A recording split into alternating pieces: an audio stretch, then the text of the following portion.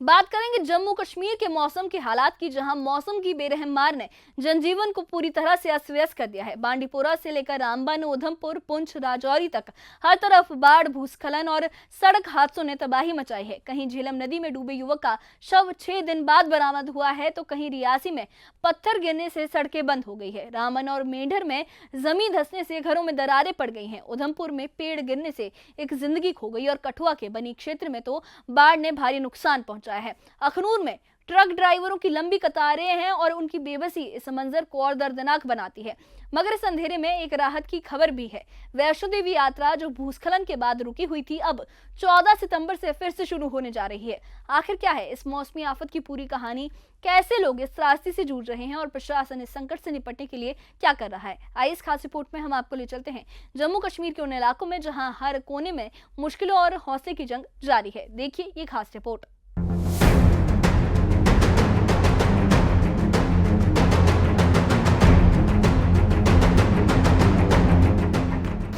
जम्मू कश्मीर इस वक्त मौसम की मार झेल रहा है। बांडीपोरा में झेलम नदी से 6 दिन बाद युवक का शव बरामद हुआ। रियासी में पत्थर गिरने से सड़क बंद हो गई। रामबन और पुंछ में जमीन धंसने से घरों में दरारें पड़ गई और उधमपुर में पेड़ गिरने से एक की मौत हो गई और 2 घायल हुए। वहीं अखनूर में ट्रक कई दिनों से फंसे हैं और कठुआ के बनी क्षेत्र में बाढ़, भूस्खलन से बड़ा नुकसान हुआ है। वहीं कटरा से राहत की खबर है कि 14 सितंबर से वैष्णो देवी की यात्रा दोबारा शुरू होगी। बांडीपोरा के निचियारी बनियारी इलाके में 6 सितंबर को झेलम नदी में डूबे आमिर अहमद डार का शव 6 दिन की तलाश के बाद बरामद हुआ। आमिर अपने एक साथी के साथ नदी में उतरे थे, जिसमें उसका साथी तो बचा लिया गया, लेकिन आमिर की जान नहीं बच सकी। पुलिस, STRF और स्थानीय मछुआरे लगातार तलाश में जुटे रहे, मगर सफलता शुक्रवार सुबह मिली। वहीं रियासी के माहौर इलाके में दमन के पास पत्थर गिरने से सड़क मार्ग बंद हो गया है। इस वजह से लोगों की आवाजाही थम गई और यात्री परेशान हैं। रामबन के टंगेर इलाके में जमीन धंसने से दहशत का माहौल है। करीब 20 से 25 घरों में दरारें आ गईं। स्थानीय विधायक अर्जुन सिंह राजू ने हालात का जायजा लिया और कहा कि यहाँ दहशत का माहौल है, लेकिन लोगों को चिंता करने की जरूरत नहीं है। सरकार सभी जरूरी इंतजामात करेगी और प्रभावित परिवारों को सुरक्षित स्थानों पर पहुंचाया जाएगा। हमें लगा कि कोई एक नॉर्मल सा सिंकिंग होगा, तो उस वजह से हमने जब वहां पर लोकल जो है एडमिनिस्ट्रेशन के लोगों से भी बात की, तो उन्होंने कहा जनाब कुछ तो है। लेकिन सुबह होते होते और दोपहर तक कम से कम 1.5 फुट का जो है वो लैंड जो है सब्सिडेंस होना शुरू हो गया और काफी सारे मकान, मुझे लगता है 20-25 मकानों में जो है काफी गहरी दरारें भी आ गई, आप लोगों ने भी देखा होगा। तो उसके बाद जो है फौरी तौर पर हमारी डिप्टी कमिश्नर साहब से बात हुई और पूरा जिला इंतजामिया, हम, मैडम DDC तमाम जो है मौके पर पहुंचे हैं, हालात का जायजा लिया है और यहाँ जो लोकल रेजिडेंट है इनको भी हमने हौसला अफजाई की है कि यार अभी आप घबराने की कोई बात नहीं, सरकार इंतजामिया आपके साथ है, जो भी नेसेसरी इंतजाम हम कर सकते हैं। पहले तो इनका है कि रिलोकेशन करना, रिहेबिलिटेशन करना कि कहीं सेफ प्लेसेस पे, क्योंकि किसी वक्त भी कोई ऐसा हो सकता है कि कहीं ये पन्नौद की तरह वाकया ना हो जाए या रियासी जमसरान की तरह ना हो जाए कि एकदम से बिल्कुल मकान रह जाए और कहीं किसी जान माल का खतरा ना हो। तो उस चीज का जो है हमारी फर्स्ट प्रायोरिटी ये है कि इनको सेफर प्लेसेस पर शिफ्ट करना। देर आफ्टर हम ये देखेंगे कि कितना नुकसान हुआ है, वो उनका असेसमेंट जो है कंसर्न अथॉरिटीज, चाहे आपका तहसीलदार है, आपका BDO है, उनको हमने हिदायत दी हुई है कि जो भी मौके का जो मुआवजा बनता है मकानों का एज पर जो गवर्नमेंट नॉर्म्स है, वो इनका बना के असेसमेंट करके तो जो भी इनको दिया जाएगा उसमें वो मदद भी की जाएगी। उधमपुर के पंचायत कोटली में एक पेड़ अचानक चलती वैन पर गिर गया। इस दर्दनाक हादसे में पीछे बैठे एक शख्स की मौके पर ही मौत हो गई, जबकि ड्राइवर और उसका साथी गंभीर रूप से घायल हो गए। STRF की टीम ने तुरंत राहत कार्य शुरू किया और घायलों को अस्पताल पहुंचाया। एक स्थानीय निवासी ने कहा कि घटना बेहद दर्दनाक थी और गाँव वाले घायलों की मदद में लगे। वहीं STRF के जवान करणवीर सिंह ने बताया कि मलबे से शव निकालने में आधा घंटा लगा।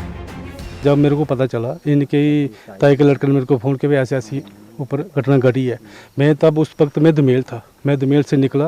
मैंने इनको, इनके घर भी चाहे तातों के लड़के इनके कोटरीवाल में रहते हैं मेरे साथ में ही, मैंने उनको भी लिया साथ में। हम निकल आए इधर, हम इधर पहुँचे तो हमने देखा इधर मतलब गाँव के बंदे इकट्ठे हो गए थे, हम सारे लगे। वो जो टीम आई थी इन्होंने हमारी बहुत हेल्प की, STRF। हाँ, तो हम खुद लगे, ये देखो हमने पूरा ये सारे हम लगे थे पूरा जैसे भी मतलब कि बड़ी मुश्किल से उनको हमने निकाला है। पीसीआर से हमें कॉल आई थी हमारे कंपोनेंट में 9:15 बजे के करीब कि अपर अंसू में जो कोटली पंचायत के अंतर्गत आता है वहाँ पे एक ओमिनी वैन जो थी उसके पर चीड़ का पेड़ जो था वो गिर गया था।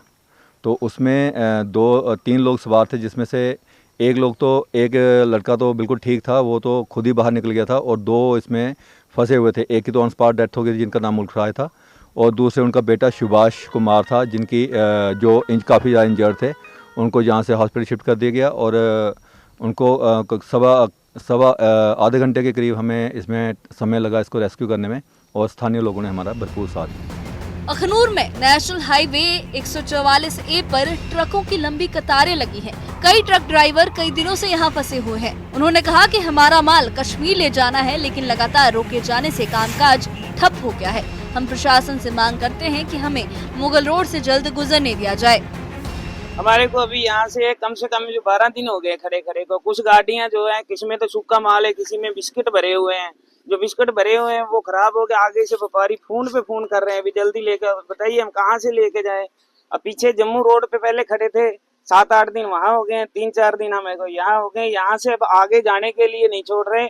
आगे आज बता रहे हैं उधर से कानवाई उधर से गाड़ियाँ छोड़िए, वो गाड़ियाँ क्लियर होंगी फिर यहाँ से हमारे को छोड़ेंगे। यहाँ से छोड़ी हुई गाड़ी अगर जोरी में जाके फिर रोक देंगे। और ये माल जो है ना, माल जरूरी पहुंचाना है, लेकिन इसमें बहुत ज्यादा परेशानी आ रही है। हमारे को भी परेशानी आ रही है, आगे से व्यापारी हमारे को फोन कर रहा है, हम कैसे लेके जाएं।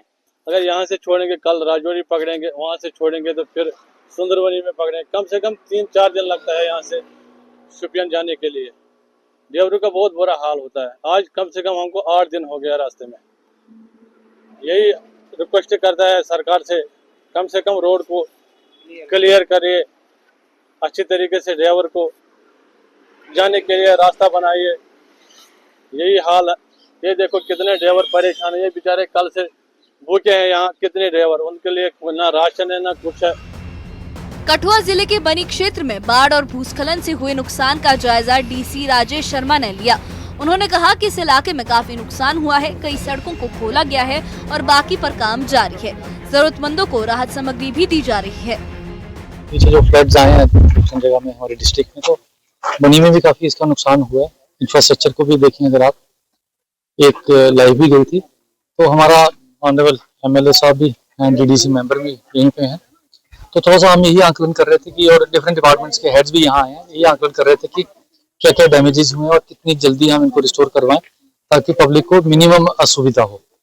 तो यहाँ पे जैसा आपने देखा कि रोड ही ब्लॉक हुई है, कुछ और जगह भी है जहाँ पे रोड ब्लॉक हुई।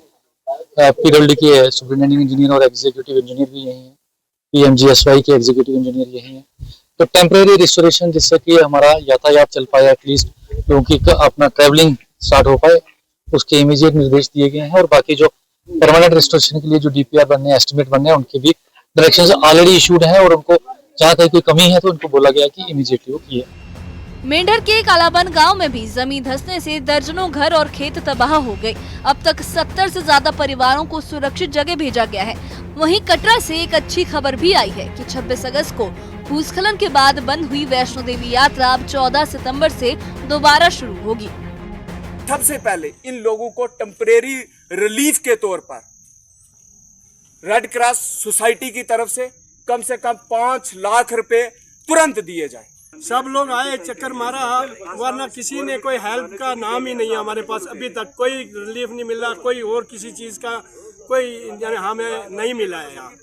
और आज हम तंग होके और पूरा जितने भी लोग हैं यहाँ सब जमा हैं और हमें कोई जगह दी जाए जिसमें हम अपना ठिकाना रखें, अपने तंबू लगाएं, कुछ भी लगाएं, टेंट लगाएं।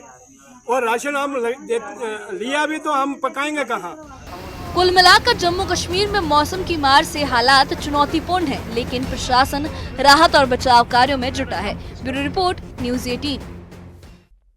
जम्मू कश्मीर की तस्वीर न सिर्फ मौसम की बेरहमी को दिखाती है, बल्कि उन लोगों के हौसले को भी सलाम करती है जो हर मुश्किल में डटकर सामना कर रहे हैं। बांडीपोरा में एक परिवार का अपनी बेटे को खोने का गम, रामबन और मेंढर में घरों में पड़ी दरारें और उधमपुर में पेड़ गिरने से छिनी एक जिंदगी और अखनूर में फंसे ट्रक ड्राइवरों की बेबसी, ये सारी कहानियां इस बात की गवाह हैं कि प्रकृति की मार कितनी भयावह हो सकती है।